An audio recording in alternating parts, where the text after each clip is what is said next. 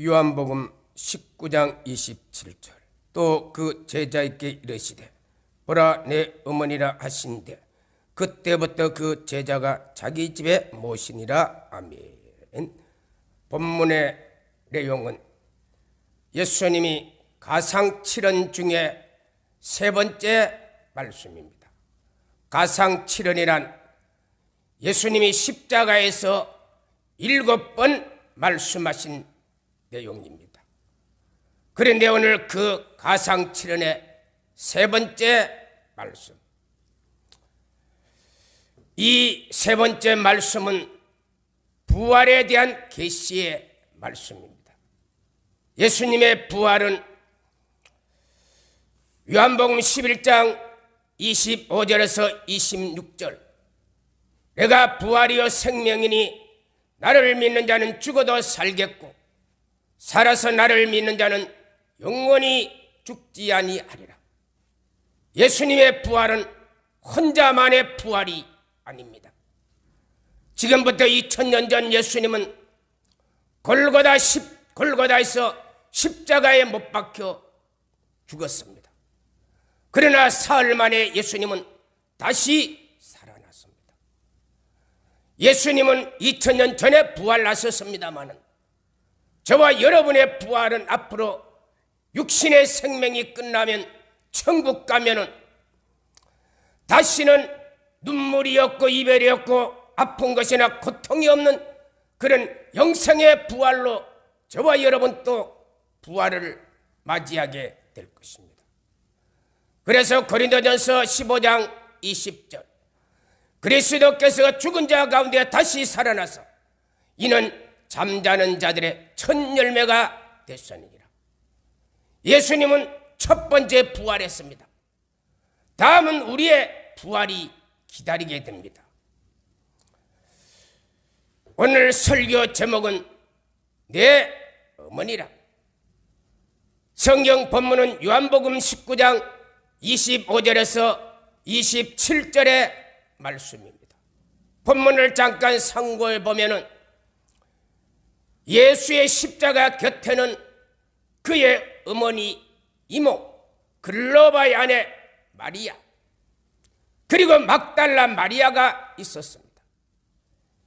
예수님의 십자가 현장에는 그 곁에 평소에 예수님을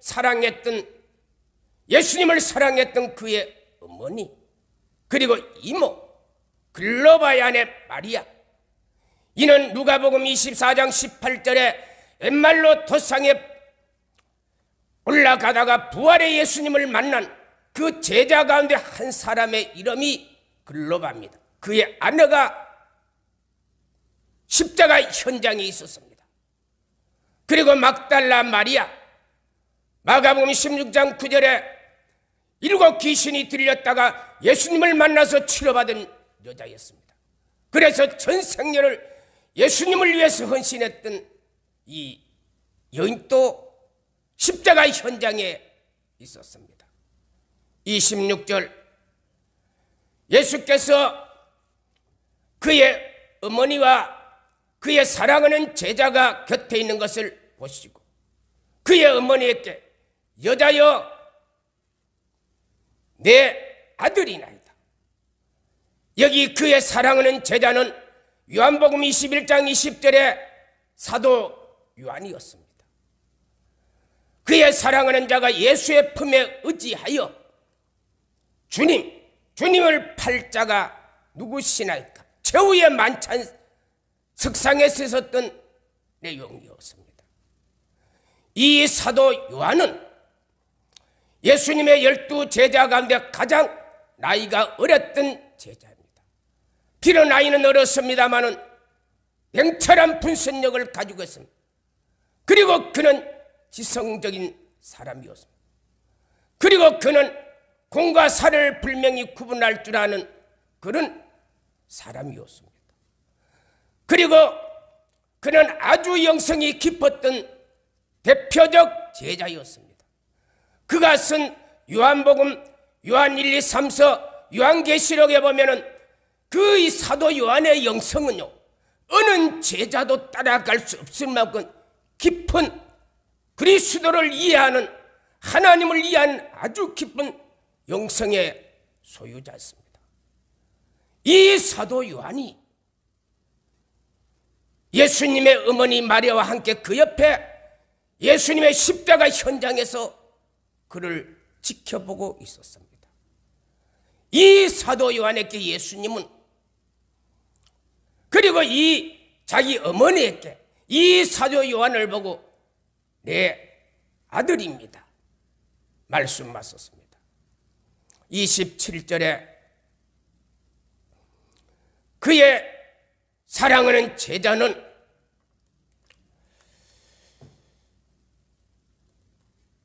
그 이후로 예수님을 자기 집에 모셨습니다. 그리고 예수님은 말합니다. 그의 사랑하는 제자에게 보라, 내 어머니다. 그래서 오늘 이 본문의 말씀은 부활의 우리의 현장을 예수님이 말씀하신 내용입니다. 그런데 이 사도 요한은 이 예수님의 부활의 계시를 이해한 것으로 이해가 되어집니다. 예수님이 그 어머니에게 내 아들이다, 그리고 사도 요한에게 내 어머니다, 이렇게 말씀하실 때 사도 요한은 아무 반응을 하지 않아요.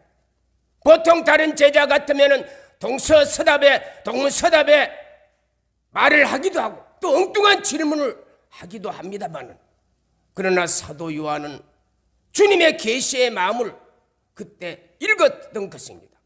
그래서 그 이후로 그의 어머니를 자기 집에 모셨고 일평생 그 어머니를 위해 봉양을 했던 제자였습니다. 자, 오늘 본문의 말씀을 보면은 우리가 내 아들이다, 어머니다, 이렇게 말씀할 때는 보통 한 가정 단위로 그런 관계를 말씀하고 있습니다만, 오늘 본문 속에 보면요, 사도 요한과 예수님의 어머니는 전혀 혈연의 관계가 아닙니다. 그리고 예수님의 제자였습니다. 그런데 예수님은요, 그의 어머니에게 내 아들입니다. 그리고 사도 요한에게 내 어머니라. 여기는 부활의 깊은 계시를 말씀하고 있는 것입니다. 마태복음 13장 54절에 예수님은 자기 고향에 돌아갔습니다. 그래서 안식일 회당에서 말씀을 가르쳤는데요, 그의 지혜와 능력이 어디서 나왔느냐? 그래 예수님은 자기 고향 나사로 회당에 가서 안식일날 말씀을 선포했습니다. 그 말씀의 선포는 누가복음 4장 18절에서 19절의 내용입니다. 이 내용을 선포했는데요, 그 나사렛 사람들이 그 지혜를 보고 깜짝 놀랐습니다.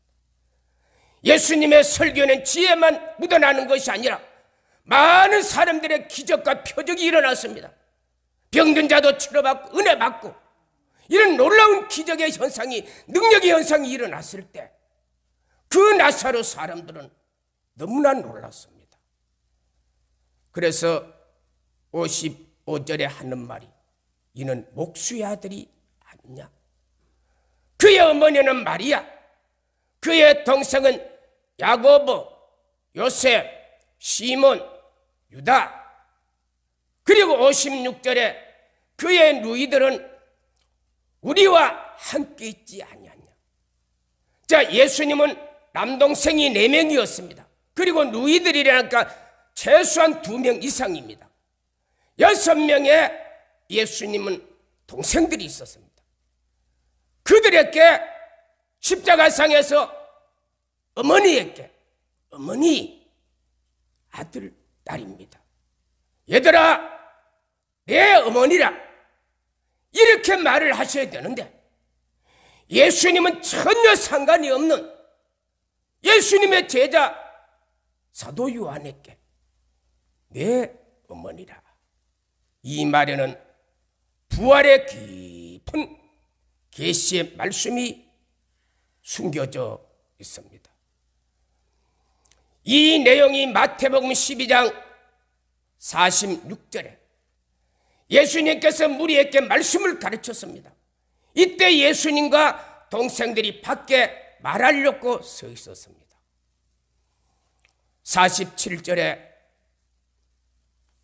이 한 사람이 예수님에게 찾아가서 예수님, 당신의 어머니와 동생이 밖에 말하려고 서 있습니다. 이때 예수님은 48절에 누가 내 어머니며 동생이냐? 그리고 47절에 보라, 내 어머니와 동생을 보라. 수많은 무리들에게 예수님은 어머니가 누군지 동생이 누군지 선포했습니다.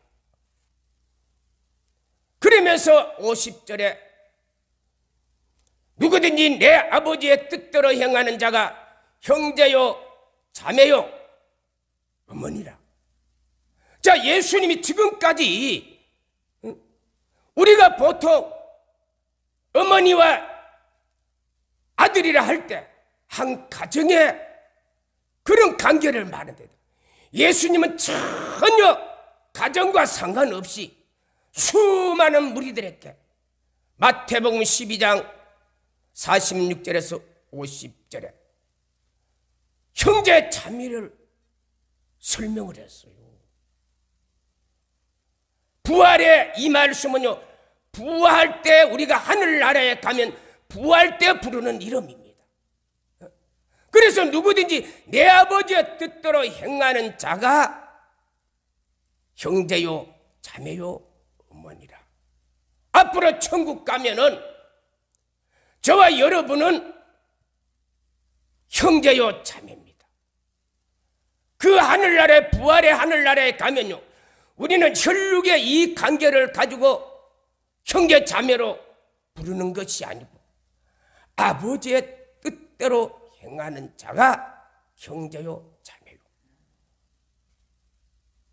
그래서 내 어머니라, 이 말은 부활 때의 깊은 일은 형제 자매 그 관계를 설명하고 있는 것입니다.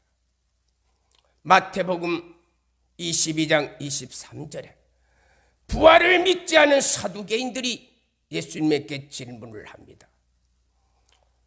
24절에 모세가 일렀으되 어떤 사람이 아들이 없어 죽었다는 거예요. 그러면 그 아내와 형제들이 결혼을 하라는 겁니다. 그리고 25절에 7형제가 있는데 7형제가 다 그렇게 상속자를 얻을 때까지 계속 그 형제와 결혼을 하라는 것입니다. 그리고 26절에 둘째, 셋째, 일곱째 다 그렇게 해서 상속자를 얻을 때까지 그 여인과 결혼을 하라는 것입니다. 그리고 27절에 그 여자도 죽었습니다.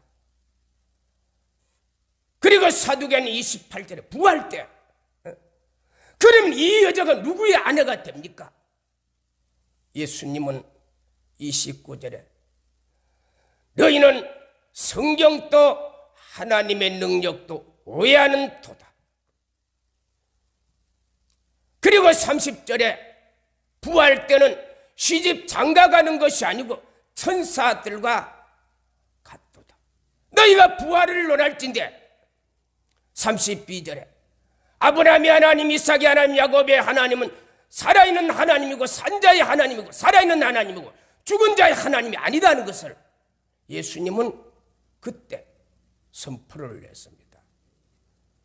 자, 이 본문의 말씀은 어떤 내용이냐 하면은 어떤 가정에 아들이 7명이었습니다. 그런데 장남이 결혼을 했어요. 그런데 아들을 낳지 못하고 상속자를 얻지 못하고 그냥 첫째 장남이 죽었습니다. 그런데 죽었는데 모세율법에는 이 둘째 아들이 그 죽은 형수와 결혼을 하라는 거예요. 언제까지? 그 가정의 상속자를 얻을 때까지. 그래 본문의 내용을 보면요, 7 그 형제들과 다 한 여자가 결혼을 했는데 상속자가 없었다. 이때 그러면 누구의 아내가 됩니까? 부활 때. 참 이스라엘 나라에 모세율법이 이런 내용이 있어요. 사람들이 도무지 이해 안 되는, 세상에도 이런 법이 없는데 이런 법이 있다니까요. 그 법이 신명기 25장 5절에서 10절의 내용입니다. 신명기 25장 5절에 보니까 형제들이 이제 형제가 결혼을 했습니다. 그런데 아들이 없어요. 장남이 죽었어요. 그래 이 여자에게 다른 사람에게 시집가지 말고 둘째 아들과 결혼을 하라는 거예요. 언제까지? 상속자 아들을 얻을 때까지.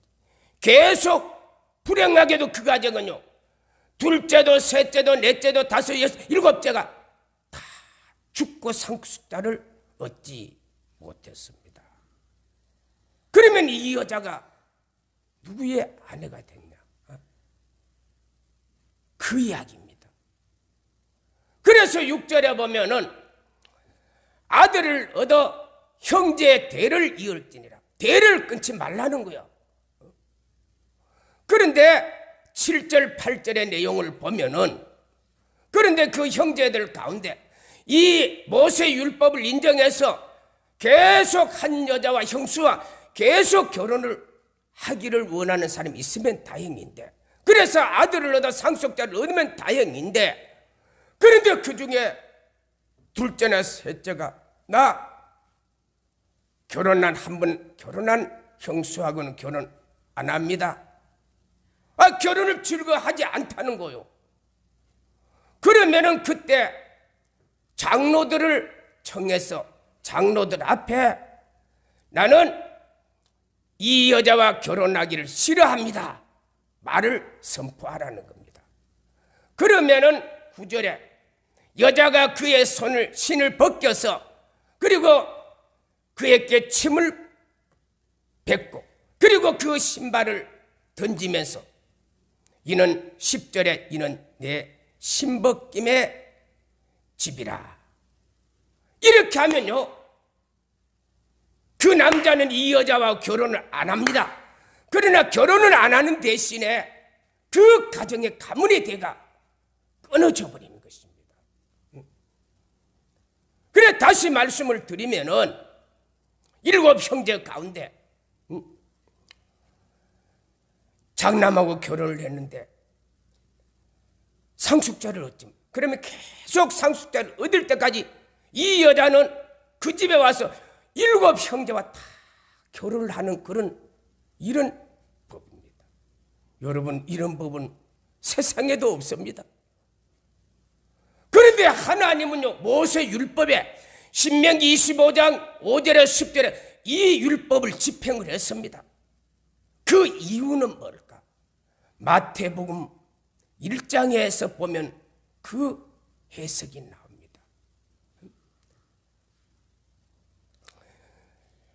그래서 이 마태복음 1장 1절에 아브라함과 다윗의 자손, 아브라함과 다윗의 계본이라.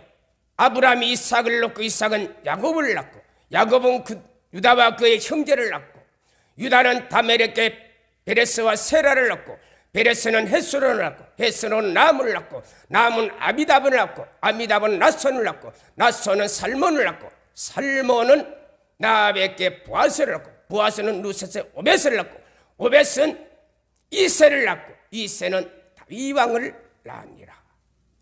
다윗 왕은 우리아나에서 솔로몬을 낳고, 솔로몬은 누호보람을 낳고, 누호보람은 아비야를 낳고, 아비야는 아사를 낳고, 아사는 요람을 낳고, 요람은 우시아를 낳고, 우시아는 요담을 낳고, 요담은 아시아를 낳고, 아시아는 히스기야를 낳고, 히스기야는 문나사를 낳고, 문나사는 아몬을 낳고, 아몬은 요시아를 낳고, 요시아는 요곤야와 그 형제를 낳으니라. 17절. 아브라함에서 다윗까지 14대요. 다윗에서 바벨론까지 14대요. 바벨론에서 예수님까지 14대입니다. 그래서 총합하면은 아브라함이 시작해서 예수님이 태어날 때까지는 42대만이 예수님이 태어났습니다. 시간적으로는 약 2000년.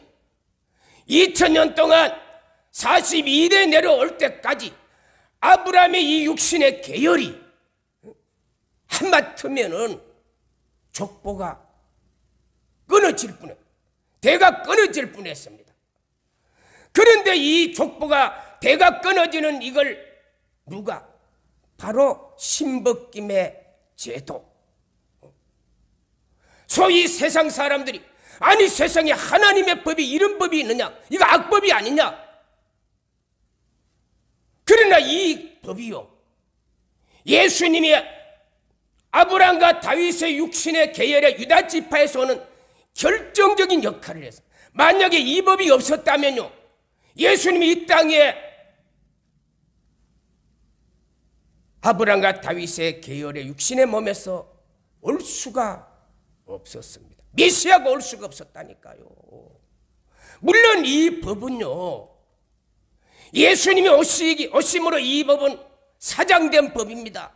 폐지된 법입니다. 그러나 율법의 조문은 오늘도 그대로 남아 있습니다. 자, 예를 들어보세요. 만약 신법김에 이 법이 없었다면은, 율법이 없었다면 예수님의 대가 육신의 족보가 끊어졌습니다.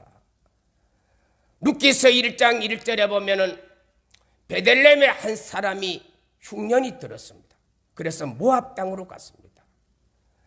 자, 이 베들레헴은 예루살렘의 남쪽에서 약 8km 떨어져 있는데, 이 베들레헴의 흉년이 들은 어디로 내려갔어? 모압. 이 모압은 오늘날 요르단 남동부 쪽에 있는 지역입니다. 그쪽으로 이사를 갔어요.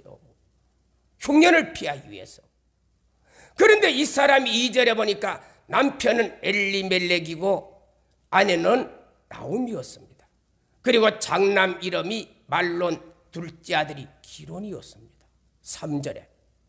그런데 모압을 내려갔는데 이 엘리멜렉이 죽어버렸습니다.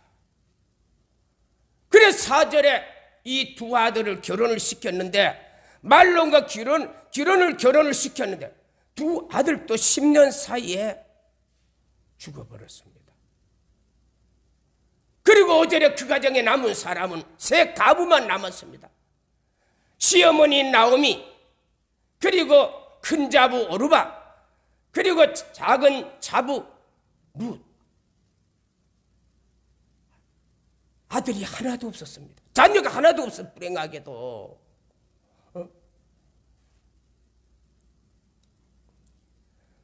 그렇다면 예수님의 족보가, 다윗의 족보가 끊어졌습니다. 다윗의 윗 족보가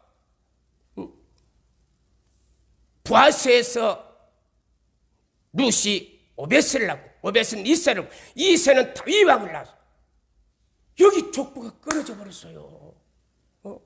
예수님의 족보, 다윗의 족보가 없어져를 버릴 뻔했는데, 그런데 기사 회생으로 예수님의 족보가, 다윗의 족보가 살아납니다. 그래서 이 나오미가 우리 가정은 망했구나, 상속자도 없다, 가부만 셋이다, 방법이 없습니다. 그래서 나오미가 곰곰이 생각하다가 8절에 두 자부를 부릅니다. 너희가 죽은 자와 산자를 지금까지 선대했다. 하나님이 너희들에게 선대하시기를 원한다. 그러면 고향으로 돌아가라는 거요. 그랬더니 큰 자부 오르바는 인사하고 자기 고향으로 돌아갔습니다. 그런데 둘째 자부에게도 누가복음 1장 15절에 둘째 자부에게 말합니다. 너도 동서를 따라 내 고향의 신에게 돌아가라 하니까 이 루시 하는 말이 16절 17절에 누가복음 1장 16절 17절에 하는 말이 어머니 하나님이 내 하나님이고 어머니가 계신 곳이 나도 있고 어머니가 가신 곳에 나도 가겠다는 18절에 그의 결심이 대단했습니다. 데리고 가야 되겠구나. 그래서 모압에서 자기 고향 베들레헴으로 돌아왔습니다. 그런데 돌아왔는데 그때가 추수 때였는데 자 돌아오니까 양식이 없었습니다. 그런데 이 루시 시어머니를 집에 모셔다 놓고 이 추수밭에 가서 떨어진 이삭을 주워다가 그것을 방아를 찍어서 어머니를 극진하게 봉양을 합니다. 그런데 이 루시오 룻기서 2장 3절에 보니까 이삭을 주우러 갔는데 하나님이 우연히 누구 집에 바로 베들레헴의 유력자 자기 기업물을 보아스 집에 거기 가서 이삭을 주었습니다. 그래 이삭을 줍고 있는데 이 보아스가 보니까 너무나 아리따운 여인이 너무나 정숙해 그 이삭을 주서 자기 어머니를 봉양한다는 그런 이야기를 들었어요.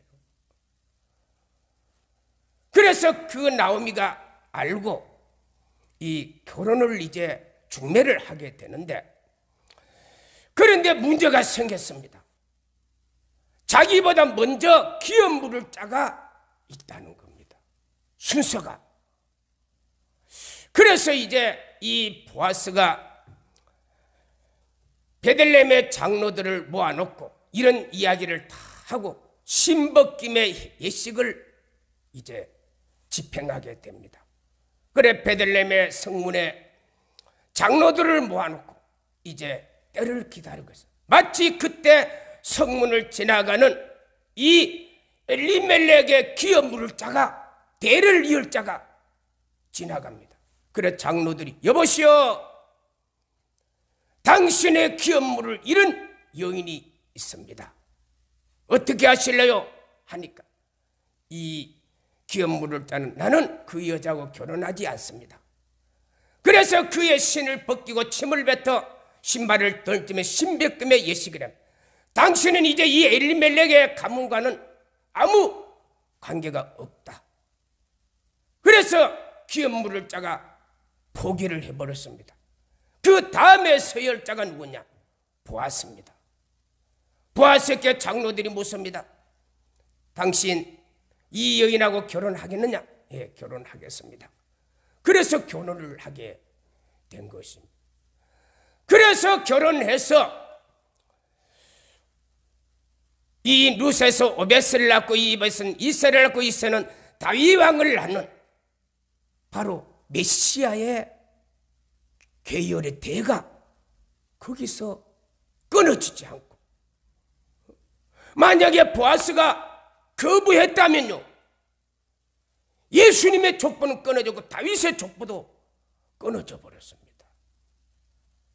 그런데 이들이 감동을 받아서 신벗김의 예식을 통해서 결혼을 함으로 예수님의 족보가 끊어지지 않고 육신의 족보가 끊어지지 않고 이렇게 2000년 동안 이어올 수 있었습니다. 자, 예수님의 육신의 족보가 여기만 이렇게 위태로웠던 게 아니고요. 창세기 38장에 보면은 야곱의 넷째 아들이 유다입니다. 역대상 5장 2절에 보면 주권자가 유다에게 낳고 그래서 이 유다가 예수님이 오시는 육신의 계열의 축복을 받았습니다. 그런데 이 유다가요 창세기 38장 2절에 가나안 사람 수아 사람하고 결혼해 신명기 7장 3절에는 하나님이 이스라엘 자손에게 너희들은 가나안 여인하고 절대 결혼하지 말라 했는데 그걸 어기고 이 유다는 결혼을 했습니다. 그래서 결혼을 해서 3절에 보니까 장남 엘을 낳았습니다. 4절에 둘째 아들 오난을 낳았습니다. 그리고 5절에 셋째 아들 셀라를 낳았습니다. 그래 다말이라는 여인하고 유다는 장남을 결혼시켰는데요, 이 장남이 악함으로 하나님이 데려가 버렸습니다. 그리고 둘째 아들 오난도 악함으로 하나님이 데려가 버렸습니다. 그래서 이 유다가요, 이제 이 가문이 이러다가 우리 다 죽겠다. 그래서 다말을 친정집으로 보냈는데 다말이 친정집에 쫓겨나서 보니까 내가 이 집에 시집 와서 상속자를 얻지 못했다. 상속자를 얻어야 이 집에 대를 이을 텐데 그래서 이 다말이 꼼수를 썼습니다. 물론 그 꼼수는 오늘날 있을 수 없는 그런 꼼수였습니다. 그런데 나중에 유다는 그 며느리를 보고 창세기 38장 26절에 너는 선하도다. 이 다말이 아니었다면요, 예수님의 족보가 여기서 끊어져 버린 거예요. 다말이 한 행위는 악했지만은 그러나 그 예수님의 족보를 이어가려고 그가 자기를 희생시키면서 그 행위만은 하나님이 인정을 해 주었습니다. 그래서 예수님의 족보가 이렇게 쭉 내려올 수 있어요. 이렇게 믿음의 사람들이 하나님의 영광을 위해서, 진리를 위해서, 복음을 위해서 이렇게 살았던 이 모든 사람들은 하늘나라에 가면 다 뭐냐? 형제요 자매 관계입니다. 이 말이 어디서 나왔느냐? 예수님의 가상치는 세 번째 내 어머니라, 여기서 이 말씀이 우리에게 증거된 것입니다. 그래서 사도 요한은 예수님의 제자 가운데 가장 깊은 진리의 영성을, 얼마나 깊은 영성을 가지고 예수님의 말씀을 다 알아들을 수 있는 정도의 깊은 영성을 가졌던 사람. 그래서 내 어머니라 할 때 그는 그 어머니를 예루살렘에서 오래오래 모셨습니다. 그래서 예루살렘의 교회에 박해가 일어났습니다.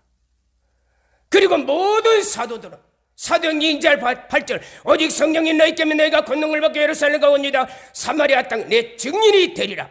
그래서 모든 제자들은 땅끝까지 복음을 증거. 그런데 사도 요한도 땅끝까지 복음 증거하고는 열정이 있었는데 어머니 모신다고 다른 일을 할 수가 없습니다. 그러다가 사도 요한은 에베소로 이사를 갑니다. 이 에베소는 소아시아에서 가장 큰 도시고 그 당시 동서양을 이는 교통 사통팔달의 가장 중심지에 가서 그는 거기에 와서 이제 어머니를 모시고 AD 60년경에 에베소로 왔답니다. 그래서 그 어머니가 101살까지 살았다는 그런 기록이 저는 보게 되었습니다. 그래서 이 사도 요한은요, 이런 예수님의 말씀을 이해하고 그 예수님이 이제 부활한 이후에 사도 요한은 요한서를 쓰는데 요한서에 보면은 요한이 기록했던 5가지 성경책 안에는 형제라는 말이요 굉장히 많이 나옵니다. 그 중에 요한 1서에는 형제라는 말이 무려 15번 나옵니다. 대표적 성경 구절이 요한 1서 3장 15절 형제를 미워하는 자는 살인한 자라. 그 살인한 자는 영생이 있지 아니하니라. 사도 요한은 그때부터 형제라는 말을 썼어요. 여러분, 가정에 형제 자매라는 말이 있어요. 에베소서 5장 22절에 32절에 보면 가정은 누구를 보여주는 모형이에요. 교회와 그리스도를 보여주는 모형. 그래, 가정 안에서 우리가 형제 자매라는 말을 쓰고 있지만 하나님은 이 계시를 완전한 계시로 보지 않고 사도 요한을 통해서 가상칠언의 세 번째 내 어머니라, 이 말 속에 바로 형제 자매라는 말까지 다 포함이 돼. 더 천국에서 부를 말을 더 확실하게 보증을 하나님이 우리에게 주신 것입니다. 그래서 하늘나라에 가서 쓸 형제 자매, 부활 후에 우리가 하늘나라에 가서야 될 형제 자매, 이 말이요, 부활 이후에 사도 요한을 통해서 전 교회에 퍼지기 시작했습니다. 예수님 또 요한복음 20장 16절 17절에 마리아야 하니까 마리아가 깜짝 라삐여, 그러면서 예수님을 만지려고 할 때 나를 만지지 말, 내가 아직 아버지에게 가지 아니했다. 형제들에게 가서 내가 올라가겠다는 것을 말하라. 이 형제는 누구예요? 예수님의 제자들이에요. 예수님도 부활한 이후에 제자들에게 형제라 불렀어요. 그리고 사도행전 1장 15절에 16절, 베드로는 마가 요한의 어머니 다락방에 기도하다가 성령이 충만했습니다. 그때 베드로는 120명 가운데 베드로가 일어나면서 형제들아, 120명의 사람들에게 형제들아 불렀어요. 그러면서 17절에 16절에 형제들아, 성령이 다윗의 입을 통해서 예수 잡는 길잡이가 된 이에 대한 말씀이 응하였도다. 그리고 사도행전 9장 13절에 안나니아라는 사람이 사울을 안수하면서 사는 형제 사울아, 그러면서 내가 길에서 오다가 나타난 그 예수님이 너의 눈을 보게 할 것이고 성령으로 충만하게 하시리라. 그래, 교회 안에서는요, 가정을 통해서 형제 자매라는 이 말이 우리에게 주셨지만은 더 완전성을 언제? 십자가에서 계시하셨고 부활 후에 사도 요한을 통해 더 확실하게 이 말이 우리에게 보증으로 주신 것입니다. 사도행전 15장 1절에 예루살렘에 이제 사람이 내려왔는데 형제들에게 가르치는데요, 모세의 할례를 받지 않으면 구원이 없다. 그래서 이 문제로 2절에 보면은, 사도행전 15장 2절에 보면은 바울과 바나바가 심히 다투었어요. 그래서 이 문제를 해결하기 위해서 형제들을, 바울 그리고 바나바를, 형제들을 어디로? 예루살렘 총회로 보내서 이 문제를 해결을 해달라고 요청을 했는데 청원을 하게 됐습니다. 그래서 예루살렘 총회가 이 말을 다 듣고 나중에 사도행전 15장 13절 예루살렘 총회장 야고보, 예수님의 친동생입니다. 총회장이 일어나고 형제들아 내 말을 들으라. 교회 안에서 형제 이 단어가요, 더 사람들에게 확실한 보증으로 우리에게 사용되기 시작했습니다. 로마서 12장 1절 형제들아 내가 하나님의 자비하심으로 권하노니 너희 몸을 하나님의 기뻐하는 거룩한 산제사로 드리라. 이는 너희들의 영적 내변이라.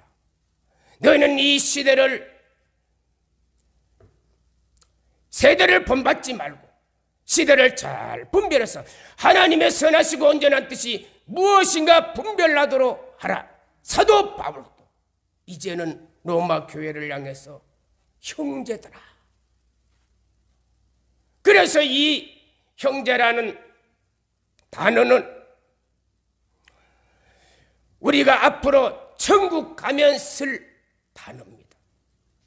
이 단어가 바로 예수님의 가상처럼 세 번째 말씀을 사도 요한을 통해서 이 말을 우리에게 더 큰 보증으로 주셨어. 우리가 이 말을 사용하게 되었습니다. 그래서 저와 여러분이 지금은 형제 자매라는 말을 들으면요 별 실감을 못 느낍니다. 그러나 하늘나라에 가면 이 말은 너무나 생동감 있게, 너무나 축복된 단어, 축복된 말이라는 것을 우리는 알 수가 있습니다. 이 형제라는 이 단어가 어디서? 바로 내 어머니라. 여기서 이 단어가 발전에 대해서 오늘 이것까지 해석이 되었습니다. 사랑하는 형제 자매 여러분, 오늘 또 이 주님의 깊은 진리의 생명의 말씀, 오늘 또 사도 요한처럼 저와 여러분도 이해하시고, 무엇이지 고린도서 1장 20절에 하나님의 약속은 얼마든지 그리스도는 예하여 하나님 앞에 영광을 돌릴지니라. 저와 여러분도 늘 하나님의 말씀에는 예로 사도 요한처럼 예로 대답해서 하나님 앞에 크게 영광을 돌리는 축복의 인물 되기를 주 예수 이름으로 축복합니다. 생명과 능력과 자비의 우리 하나님 감사합니다. 오늘